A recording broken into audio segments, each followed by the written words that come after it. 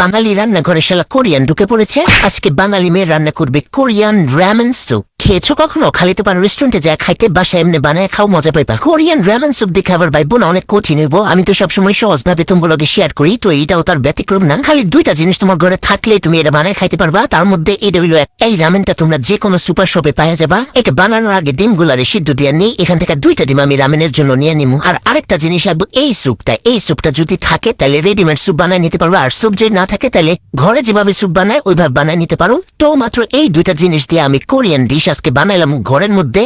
এই রামেনের ভিতরে আগে কি আছে ওইটা বাইর করে লই। এই লাল কালার প্যাকেটটা হলো সিজনিং পেস্ট, এইটা আছে। একটা নুডলস আছে, আর একটা হইলো গ্যাস সেসমি সিড আছে। এটা রামেন নুডলস, তাই একটু মোটা হয়। আর কোন আজব প্রাণী আসো যে কিনা এখনো এই রামেনটা ট্রাই করো নাই, অবশ্যই কমেন্টে জানাইও। এখন একটা বাটিতে আমি স্যুপের পাউডারটা ডাইলা নিতেছি। এই এক প্যাকেটে যতটুক স্যুপ থাকে অতটুক তোমরা 2 জনে খাইতে পারবা। যে কোনো সুপার শপে এই স্যুপগুলা তোমরা পাওয়া যাবা। এই স্যুপের পাউডারের মধ্যে আমি এখন সিজনিং পেস্টটা অ্যাড করে দিমো। এটা পুরাটা দিমো না বাবা, আমার কাছে অনেক জাল লাগে, আমি বেশি জাল খাইতে পারি না। এই লেগে অর্ধেক দিয়ে দিমো আর অর্ধেক ফালাই দিমো। এখন জানি অনেকে আয়া কইবা রামেন তো ঝালই খায়, কিন্তু ভাই আমি ঝাল খাইতে পারি না, আমি অনেক কম ঝাল খাই। এই লেগে আমি অল্প দিতেছি, ক্লিয়ার? এখন এর মধ্যে একটু পানি অ্যাড করে ঘুটাই নিব। ঘুটাই ভালোভাবে মিশাই নিব। কোনো দানা থাকা যাবে না, সব শক্তি দিয়ে শালা ঘুটাই নিব। তারপর এটার একটা সাইডে রেখে দিতেছি, এটা পরে কাজে লাগবো। ডিমটা শালা হয়েছে কিনা একটু দেখি তো।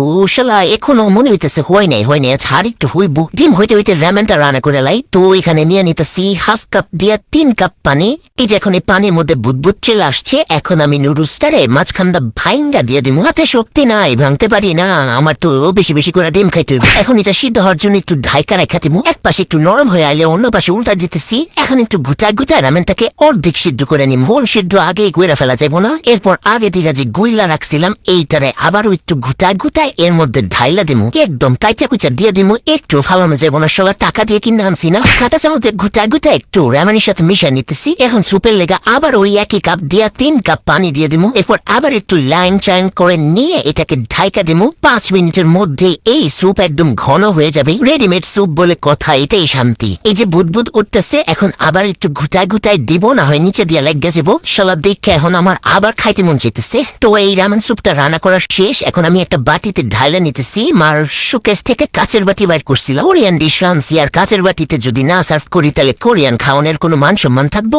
এইবার ডিম দিয়ে দিতেছি, হেলদি খাবার ডিম খাওয়া বেশি করে। কার আমার মতো ডিম পছন্দ অবশ্যই কমেন্ট করে জানাও। রেডি শালা বাঙালি রান্না ঘরে কোরিয়ান ডিশ। এর সাদা তেল তো রয়ে গেছে, তো এটার উপর দিয়ে ছড়াই দিতেছি। টেস্টের ব্যাপারে কি বলবো, আমার খাবার কোনোদিন কি খারাপ হইছে বলো? এখন চাইয়া থাই কোন আমার পেট ব্যথা করবো? বাসায় তাড়াতাড়ি বানায়া খাইয়া আমার জানাও কেমন হইছে।